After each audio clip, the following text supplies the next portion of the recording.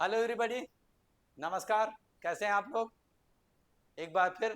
आपके अपने YouTube channel में स्वागत है। आज हम फिर एक नई ट्रिक और टेक्निक के साथ आए हैं। आज का टॉपिक हम कोऑर्डिनेट की बात करेंगे।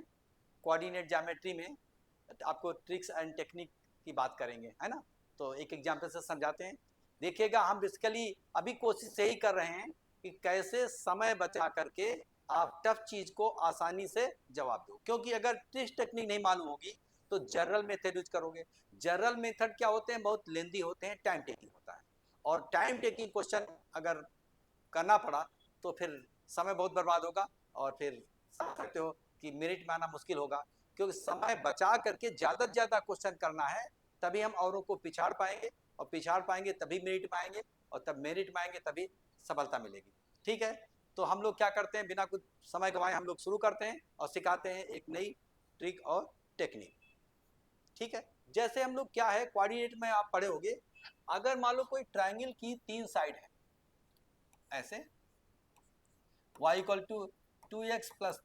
3, this is मान लो ABC is a triangle, then equation of the side BC is given as y equal to 2x plus 3। इसको हम ले लेते हैं, मान लो y equal to x plus 4, इसको ले लेते हैं y equal to 3x minus 2। and if I ask you to find the area of the triangle ABC is a triangle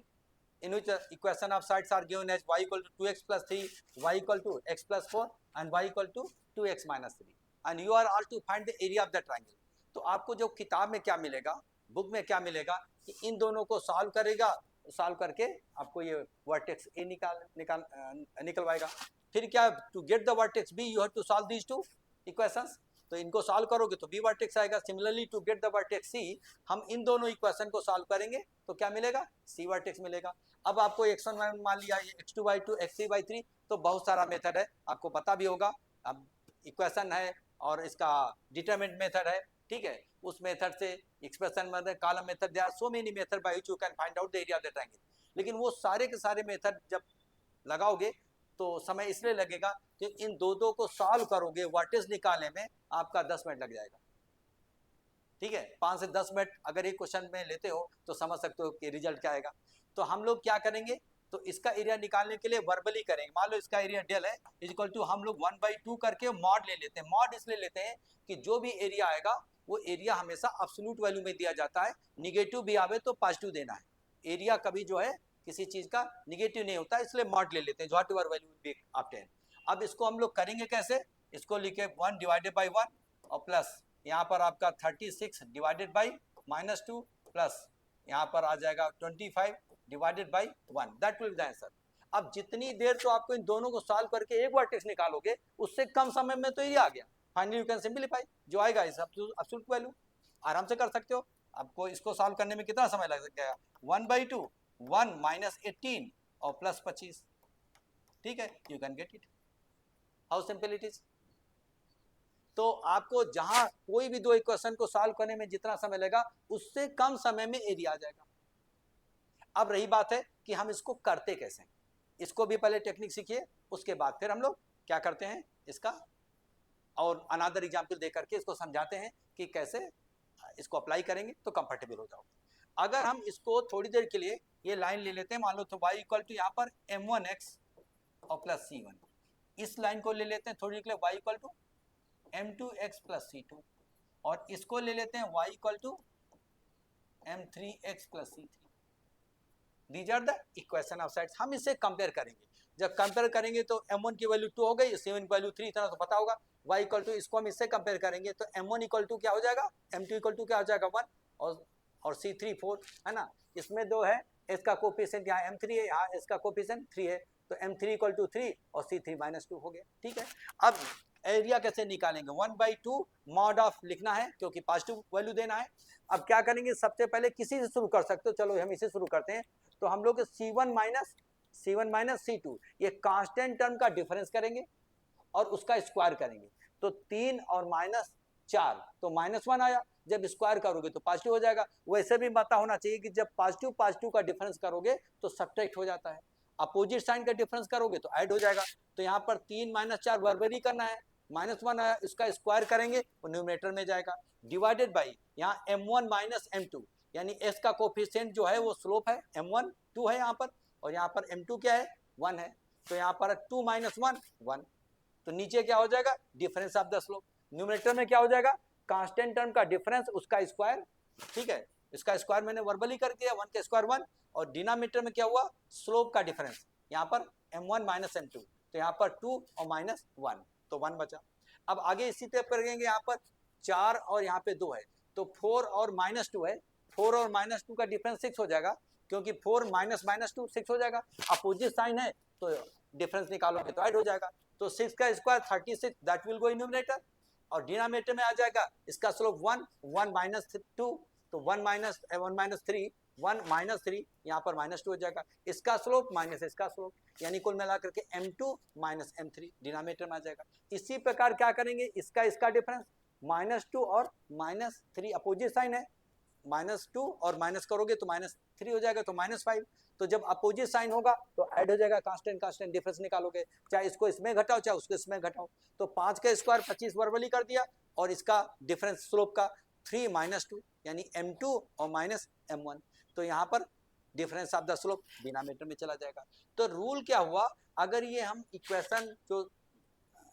of triangle are given in the form of y equal to m1x plus c1, y equal to m2x plus c2, y equal to m3x plus c3, तो area निकालने के लिए area of the triangle ABC, ठीक है, half of the mod of, क्या कर रहे हैं एक बार फिर से रिपीट कर रहा हूं, ये कांस्टेंट टर्म का डिफरेंस का square will go in numerator divided by slope का डिफरेंस, ऑर्डर वही रखना है, दिस माइनस दिस, फिर आगे चल करके दिस माइनस दिस, फिर आगे चल के दिस माइनस दिस, वही ऑर्डर मेंटेन करना है, और कांस्टेंट टर्म तो वर्बली देखोगे,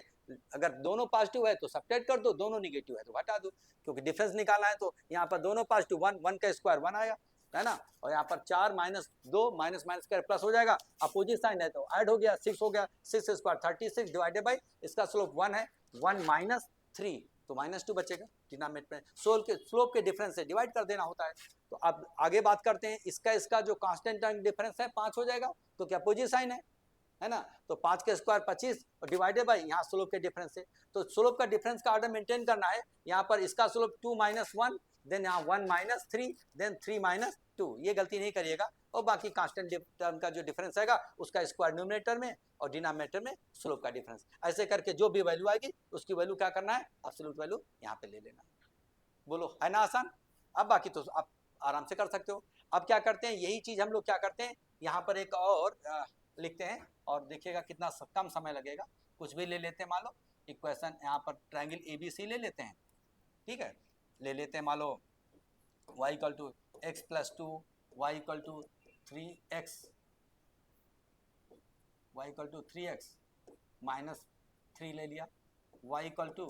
4x और प्लस 5 ले लिया, कुछ भी ले लिया। अब area of the triangle ABC is equal to हो जाएगा हाफ ऑफ मॉड ऑफ, ठीक है, अब क्या करोगे, यहाँ पर 25 डिवाइडेड बाई -2 प्लस यहाँ पर हो जाएगा 64 डिवाइडेड बाई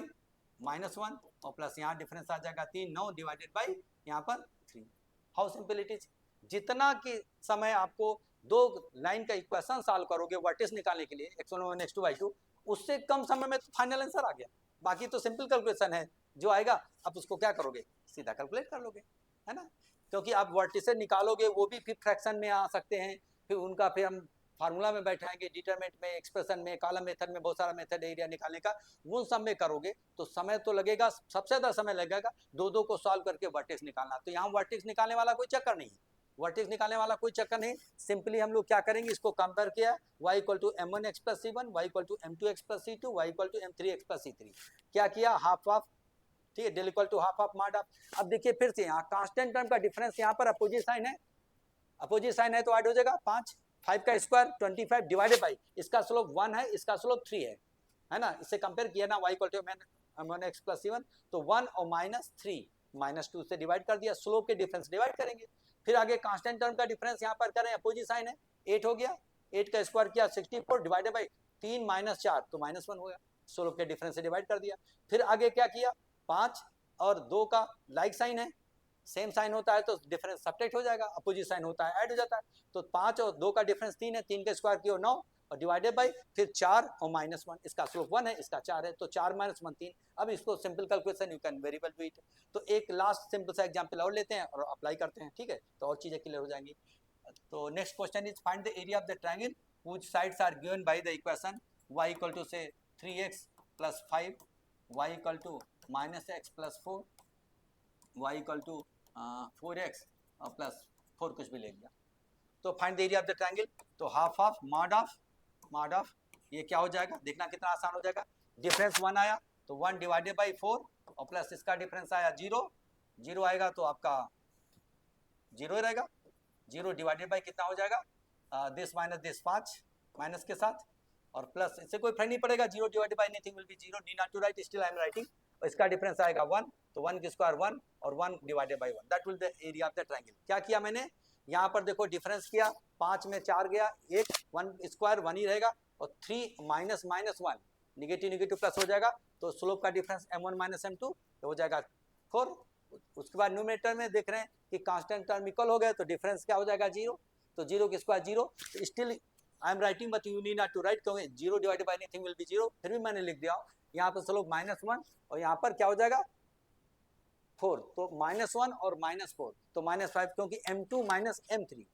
तो है ना, this minus this slope, this minus this और दिस माइनस दिस, इसीलिए अगला वाला क्या हो जाएगा, यहाँ कांस्टेंट टर्म डिफरेंस क्या होगा, 4 में 5 गया, लाइक साइन है, घट जाएगा, तो 1 का डिफरेंस 1, 4 - 5 1 स्क्वायर 1 ही रहेगा और 4 - 3 स्लोप का डिफरेंस करोगे तो 1, तो कितना समय लगा, 1/4 + 1 that is 5/4 divided by 2 will be the answer in this case. I am right, how simple it is. इसी टाइप का और भी हम लोग आपको अगले क्लास में फिर हम मिलेंगे, तब आपको और नया पैटर्न बताएंगे, नया तरीका बताएंगे, नई टेक्निक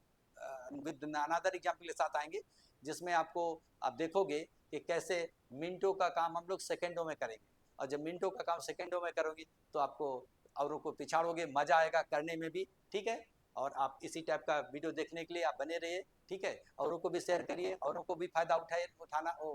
उठाने दीजिए, खुद भी उठाइए, और इससे फायदा क्या होगा, हमको और मोटिवेशन मिलेगा, हम और टेक्निक से बहुत सारे सैकड़ों हजारों बनाते रहेंगे, आप मजा लेते रहिएगा, सबका फायदा होना चाहिए, ठीक है। और ये जो पढ़ा रहे हैं ये केवल आपको एमसीए एंट्रेंस में ही नहीं, आईआईटी जेईई है और क्या बोलते हैं इसका एनडीए एंट्रेंस वगैरह है, इन सब में भयंकर काम आएगा, क्योंकि हम जो बेसिकली का एडवांस लेवल का मैथ पढ़ाने की कोशिश करता हूँ, उसी में ट्रिक्स टेक्निक शॉर्टकट बताता हूँ। बाकी डिटेल स्टडी के लिए आप मेरे पास कंटेक्ट कर सकते हो, और उसके लिए आपको नीचे स्क्रॉल बार में आपका मेरा नंबर आपका आ रहा होगा, कंटेक्ट करके आप मेरे से कंटेक्ट करके जो भी जिस टाइप का हेल्प चाहिएगा हम जरूर हेल्प करेंगे, ठीक है। सब चीज़ पैसा ही नहीं होता है, लेकिन आपको हर टाइप का हम हेल्प कोशिश करेंगे देने की, एक बार आप जरूर मेरे से बने रहिए,